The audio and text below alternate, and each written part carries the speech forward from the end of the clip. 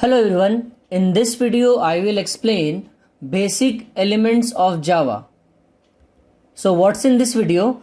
Character sets in Java, encoding of characters, ASCII and Unicode, escape sequences, tokens, keywords, identifiers, literals, assignment, punctuators, separators, operators, data types, initialization and its types, initialization versus assignment, and type conversion and its types.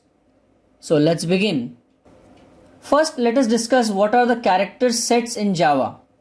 So basically these are the set of characters which are used in the Java programming.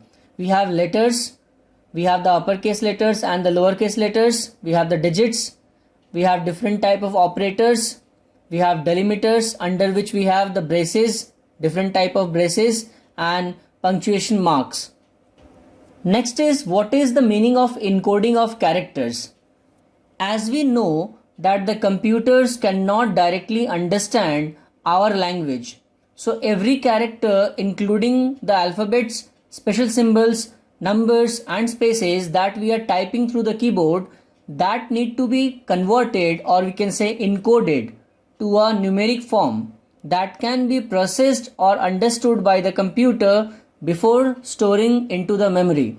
So anything that you type through the keyboard is actually getting converted or actually getting encoded to a form which can be understood by the computer. As we know that the computer can only understand binary, the computer cannot understand the characters which are in the keyboard. So using these encoding schemes, it is done. We have two type of encoding schemes. First is the ASCII, which is American Standard Code for Information Interchange, and we have the Unicode, which is Universal Code. Let's discuss each one of these in detail. First, what is ASCII? See, in this technique, each character is converted to a 7-bit code. Okay, so 7-bit code can represent total 256 characters, but out of which only 128 characters, means from 0 to 127, are actually used in the programming.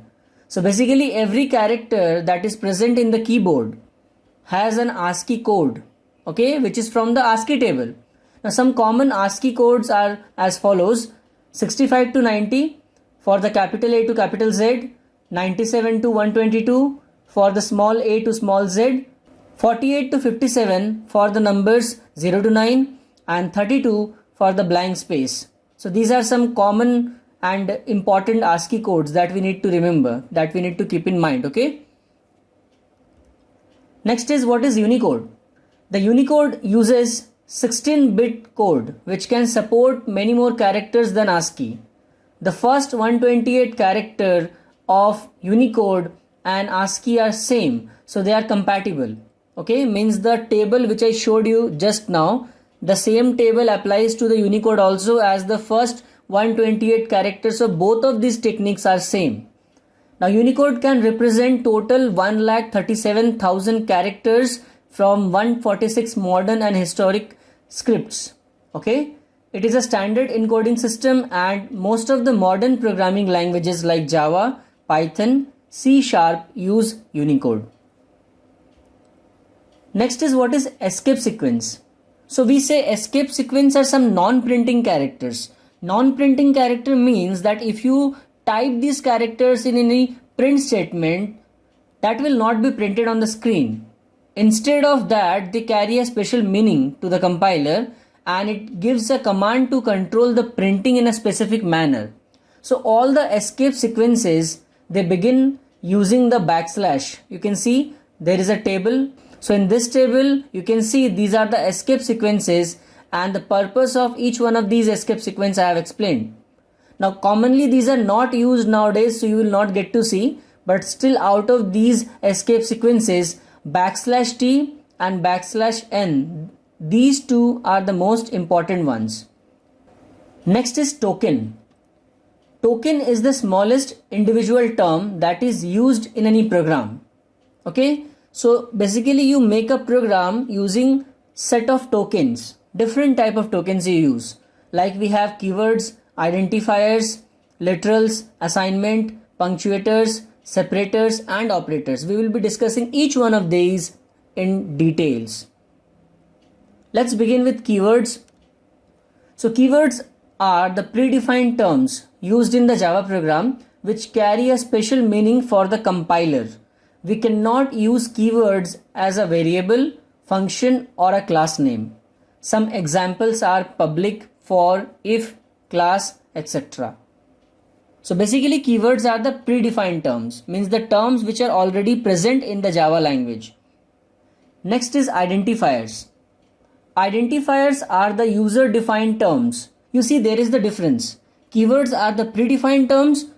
Identifiers are the user defined terms. That is the main difference you need to remember.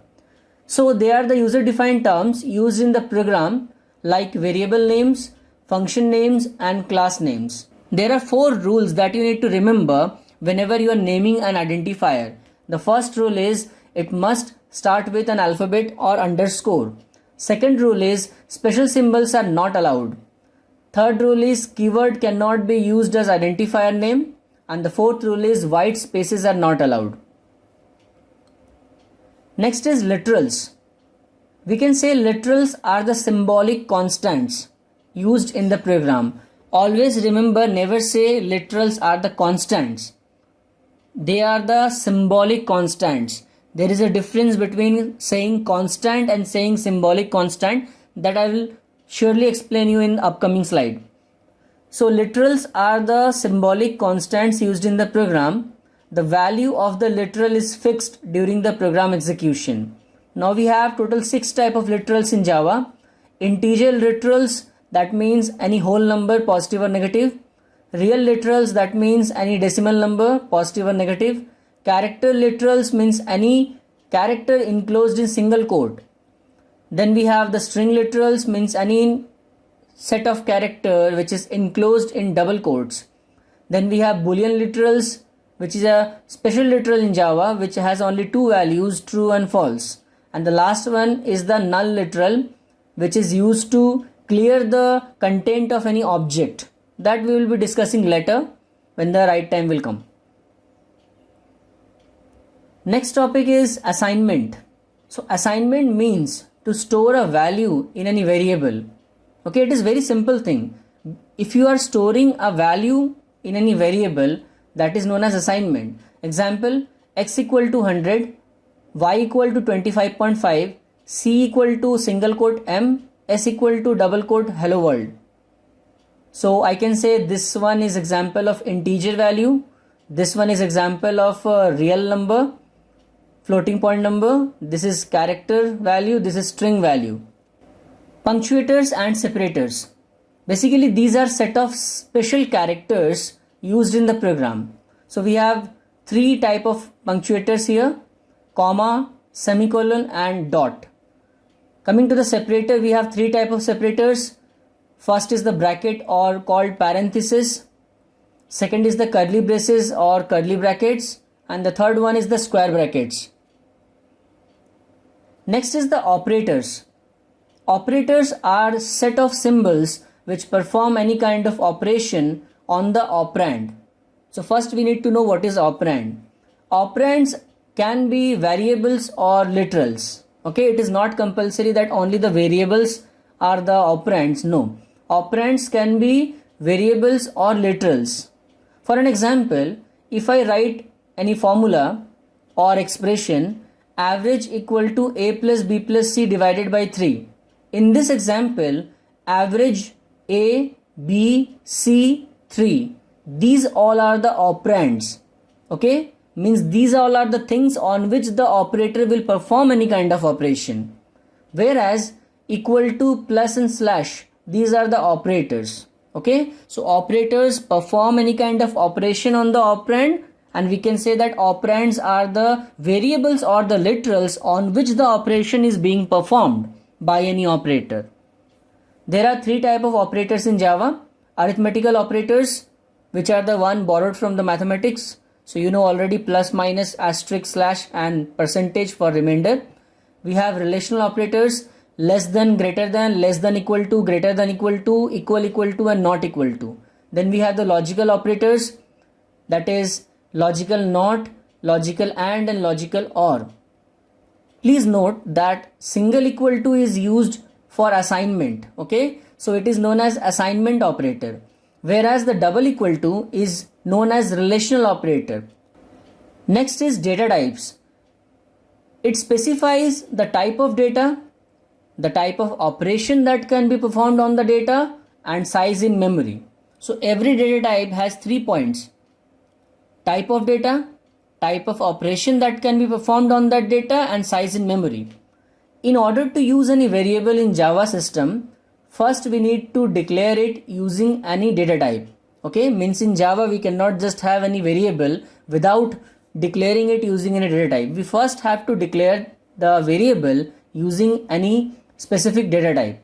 Each data type accepts only a specific type of value that can be stored in the variable. A variable is a named storage unit or a container that is used to store any value. Okay, so in Java programming, in order to store any value, we use variables. Variables are kind of containers, kind of named storage unit where the value is stored, and in order to use any variable, we declare it using a specific data type. Some examples are int x equal to 100, string name equal to think computer. In the first example, x is declared using the data type int, which means that it can only store whole numbers.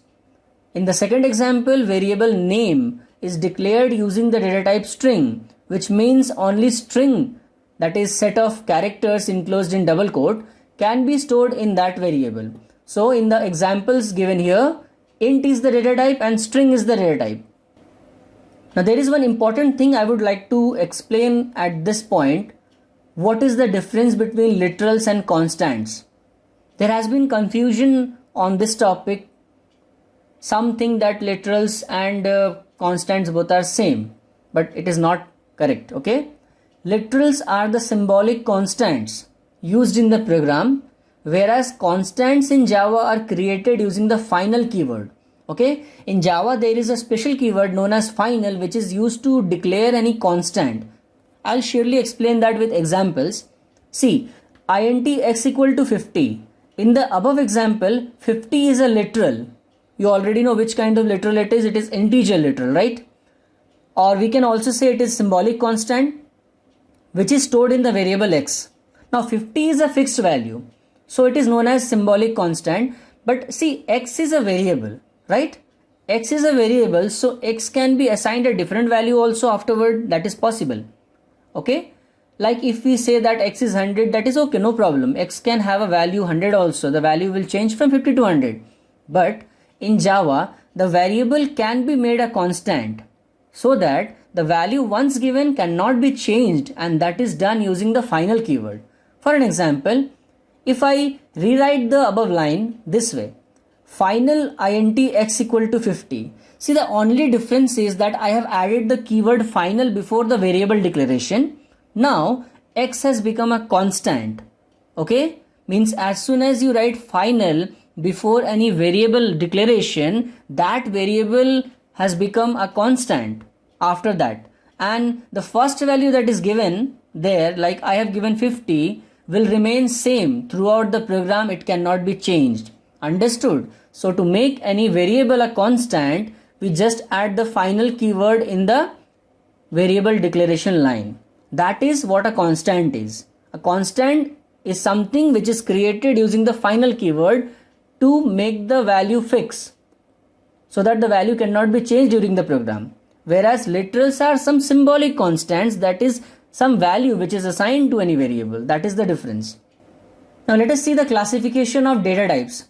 Data types can be classified into two categories. First is the primitive data types. Second is the non-primitive data types. So what is primitive data type? We can say that any data type which is predefined in the Java system is called primitive data type. Now primitive data type can be further classified into numeric and non-numeric. Numeric, under which we have integers and real numbers. Non-numeric, under which we have characters and boolean. Now primitive data types has the following types, subcategories.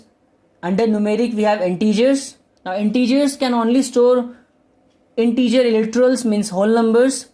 Under integers we have 4 type of data types: byte, short, int and long. Under real numbers, which can store fractional numbers, we have 2 type of data types: float and double. And under non-numeric data types, we have 2 type of data types: characters and booleans. Okay, so if you try to find out difference between these 4, byte, short, int and long, the only difference is the capacity, the value that can store. And also you should know that int is the default type of whole number. Means if you take any whole number in the programming, by default the computer will treat it as integer.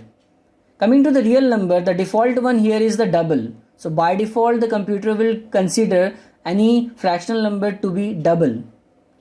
Non-numeric characters we have, know that the characters occupy 2 bytes of memory and boolean variable occupies 1 bit of memory.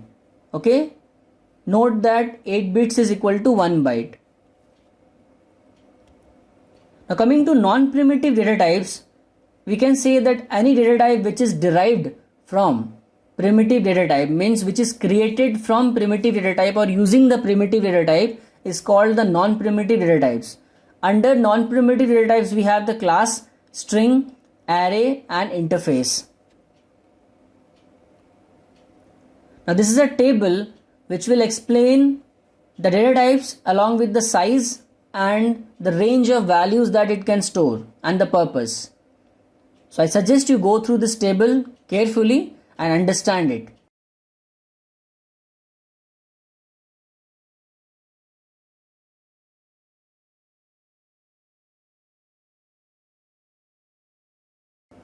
Let's move forward.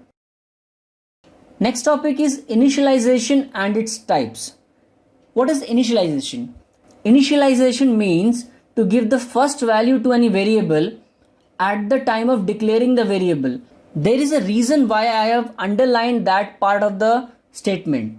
At the time of declaring the variable. There is another confusion between initialization and assignment that I will be clearing soon. But know that some of the books also giving the wrong definition.